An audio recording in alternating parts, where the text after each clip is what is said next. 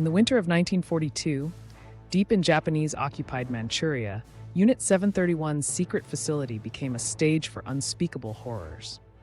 Prisoners, referred to as Maruta, logs, were dragged into an open-air testing ground where temperatures plunged to 50 degrees Celsius.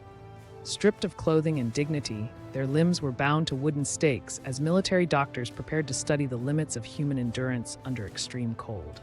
This was science stripped of humanity. Time became a weapon as researchers meticulously recorded the progression of frostbite.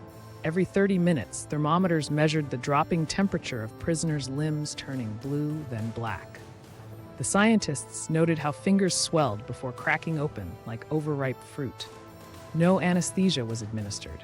Pain was part of the data. This wasn't medicine. It was the industrialization of suffering, where human lives were reduced to lines in a ledger. When limbs reached peak frostbite, soldiers swung wooden mallets with clinical precision.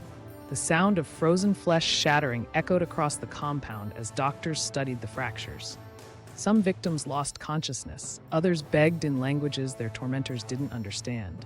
The researchers discovered that at -35 degrees Celsius, human tissue breaks like glass, a finding later used to develop winter warfare strategies. Here, the line between laboratory and torture chamber vanished completely. Every scream was translated into data points. Unit 731's reports, stamped top secret, detailed exactly how long a pilot could survive in icy waters before losing motor function.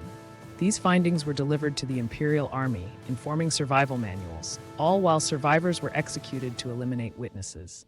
The cruelty had purpose, to give Japan an edge in the Manchurian winter battles. Science became an accomplice to war crimes. After Japan's surrender, Unit 731's leaders cut a deal with Allied forces, their data for immunity. For decades, victims were called casualties of war rather than murdered test subjects. Today, the frostbite experiments remain a warning.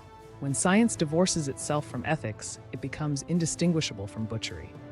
The snow has melted, but the stains remain, in unmarked graves, in classified archives, and in our collective duty to remember.